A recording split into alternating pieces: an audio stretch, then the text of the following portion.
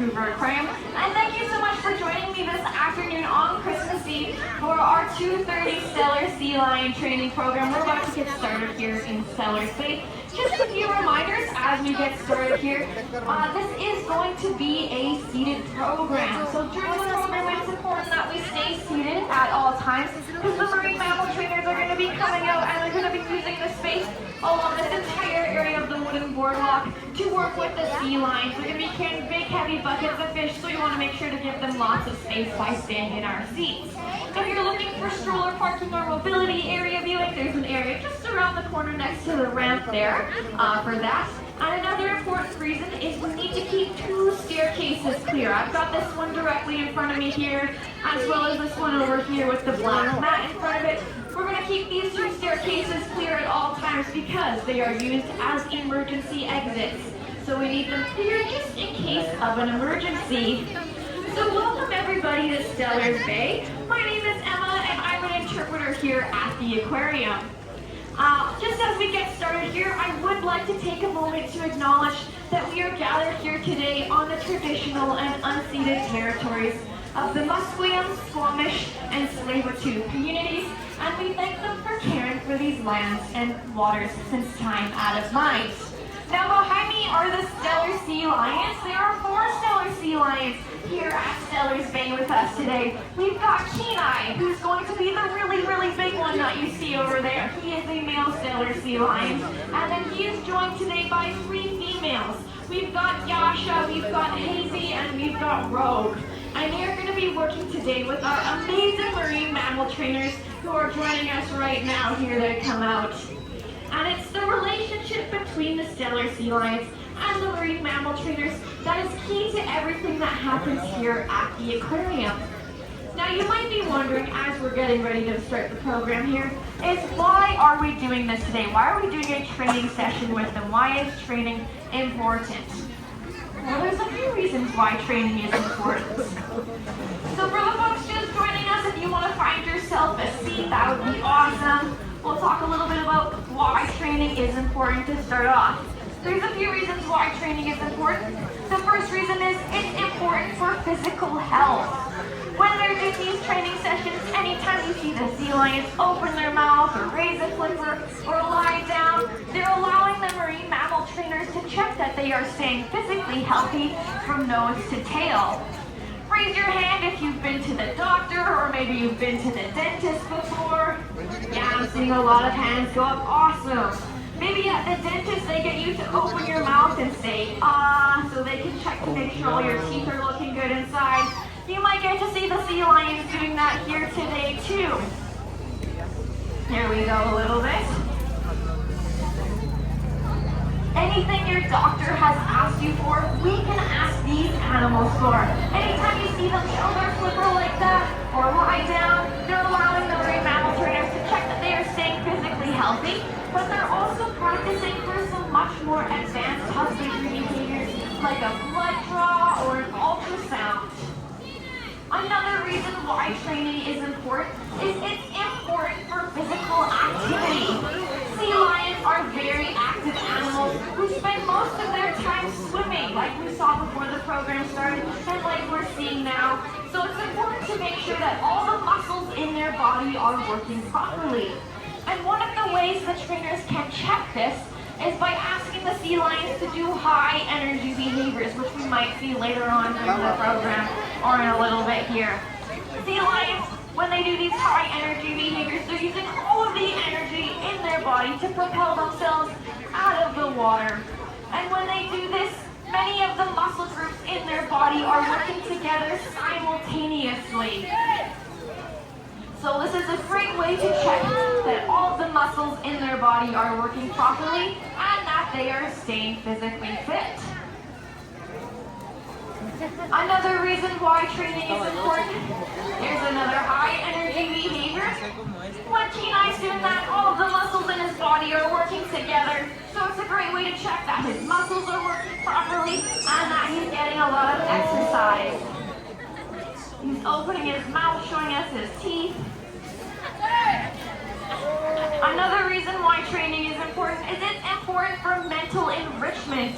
Mental health is just as important as physical health, and sea lions and their relatives are very intelligent animals. In the ocean, they have to problem solve to find food, avoid predators, and deal with difficult weather conditions. So it's important to make sure that their brains are staying active. Raise your hand if you go to school or if you like to play puzzles. I know most of us are probably on winter break right now from school. Awesome, yeah? So it's these activities that help to keep our brains active, and it's important that we're doing the same here for the sea lions. You might even have seen them practicing multitasking behaviors like we just saw a couple minutes ago, where they're swimming to the side while raising or splashing their flipper against the water. This is the same sort of, this is equivalent to us patting our head and rubbing our stomach. It's a good exercise for your brain. Does anybody want to try this with me? And maybe with the sea lions. There we go, a few people. That gets complicated if you try and switch things around. Some good mental enrichment right there. So that's a little bit about why training is important. Now that we're watching the training session continue, you're probably wondering how. How are the trainers working with the sea lions now? Well, they are using a system called positive reinforcement. If you have a pet at home, like a cat or a dog, or maybe even if you have kids, you're probably very familiar with this system of positive reinforcement. There are 3 steps to this process. The first step is the ask. The trainers will ask the sea lions to do a specific behavior. And now, I don't speak sea lion. Do any of you guys speak sea lion? Show of hands. Anybody speak sea lion here? No, I know, it's pretty hard to learn. Oh, we've got one right up there in the top corner. Amazing. We might have to take lessons from you. And while I'm sure the trainers are getting really good at understanding what the sea lions are saying, they use hand signals to communicate which behavior they are asking for. There we go right there. That's that multitasking behavior where she's swimming to the side while splashing her flipper. That is the sea lion equivalent to patting your head and rubbing your stomach. So the trainers are using hand signals to communicate which behavior they are asking the sea lions for. And the next step in this process is the bridge. If you listen closely to the trainers, you might hear them saying things like good or good job. This lets the sea lions know that they have completed the correct behavior and connects the ask to the final step, which is the reward. Now folks, what do we think a good reward for a stellar sea lion might be? Feel free to shout it out nice and loud. Fish, absolutely. They love their fish. In fact, Kenai here, who's going to come out of the water like that, just like that, he is eating up to 33 kilograms of fish every single day, which is a lot. And it gives the trainers a lot of opportunities to work with him and continue to build on that strong relationship that they have with him. Now, sometimes the sea lions are not in the mood to do a specific behavior. Maybe they're feeling a little bit tired, and that's totally okay. When this happens, they will simply not respond to the ask, and in that case, the trainers will move on to the next behavior to continue to maintain that strong, positive relationship that they have with the sea lions. And no matter what happens, we still make sure that they are offered all of their food. So it's through training processes like the one we're seeing here today that we're able to take better care of the sea lions here at the aquarium, and in turn we're able to do some pretty incredible research to learn more about what is happening to their populations out in the ocean. It turns out the sea lions behind me have participated in some really amazing studies with the University of British Columbia. Here on the coast of the North Pacific West, there are 2 populations of stellar sea lions, and unfortunately one of them is not doing so great. While the eastern population down off the coast of Oregon and Washington has been slowly increasing over time, the western population all the way up in the Gulf of Alaska has declined about 80% since the 1980s. And this is not great. 80% is a really big number. So scientists working with the Vancouver Aquarium wanted to figure out what is going on. Why are the sea lions up in Alaska disappearing? So to do this, scientists working with the Vancouver Aquarium decided to study some samples of stellar sea lion scat. Now scat is a pretty fancy word for something. Does anybody know what scat means? Feel free to shout it out nice and loud.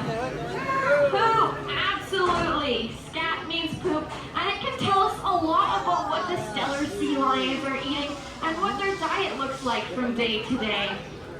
Now, we mentioned that the sea lions here, they're eating a lot of fish, like herring and salmon.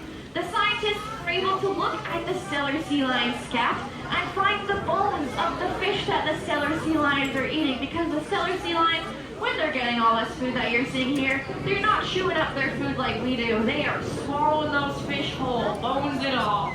And the bones are pretty hard to digest, so they come out in their scat. And that is how the scientists are able to tell what exactly they are eating. So they decided to go up and study the sea lion scat up in Alaska and look for fish bones. And normally, a sea lion's favorite food is very fatty fish, like salmon and herring, which they're getting some herring today. But recently, the scientists working up in Alaska found that the sea lions aren't eating salmon or herring. They're saying they're eating more low-energy fish, such as walleye, pollock, and atka mackerel, which aren't giving them the same amount of calories as that high-fatty salmon.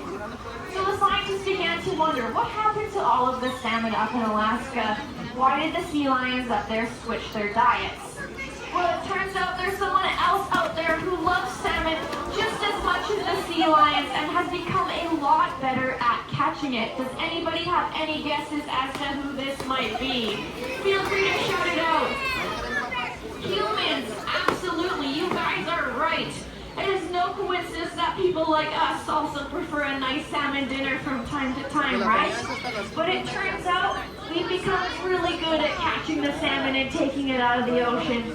We've taken all of the best available food out of the ocean, leaving the stellar sea lions with less healthy options, which is really sad. But the good news is we can do something about it. Since this is a human-caused problem, it means that we can also solve it. There are 3 things that you folks can do here today to help protect the stellar sea lions out in the ocean. The first thing you guys can do is to look for sustainable seafood, whether you're shopping at a grocery store or ordering seafood from a restaurant. You can look for a little logo. It looks like a little fish, and this is called the Ocean Wise logo. And when you see this logo, you know that the seafood you are purchasing has been sustainably sourced and isn't taking away food from the stellar sea lions out in the ocean. All of the animals here at the aquarium are fed sustainable seafood, and we also serve sustainable seafood here at our cafes. The next thing you folks can do, you have already done today, by coming out and joining us here at the Vancouver Aquarium, coming outside to learn about the stellar sea lions, getting to see them do a training session. You learn about their stories and about how the population up in Alaska has been declining. So you have taken time out of your day to support our education efforts. You give yourself a big pat on the back. Thank you so much for being here, everybody. Now, the third thing that you can do, and the most impactful thing that you can do, is you can use your voice to advocate for big-scale change. Now that you've been empowered by education, you can talk to local business owners about sustainable development options to reduce carbon emissions, or you can talk to politicians to create better ocean protection plans. It's only through the support of incredible people like yourselves that we're only able to continue doing all of the amazing work we just saw here today.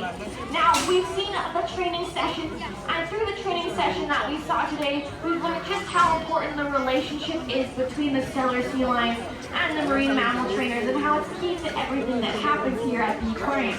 It's through the training sessions that they're able to continue to build on that relationship with the sea lions and make sure that they are staying physically and mentally healthy. And it's only because of this relationship that they're able to do some pretty incredible research to learn more about what is happening to the sea lions up in Alaska. And because of this research, we're able to create better ocean protection plans.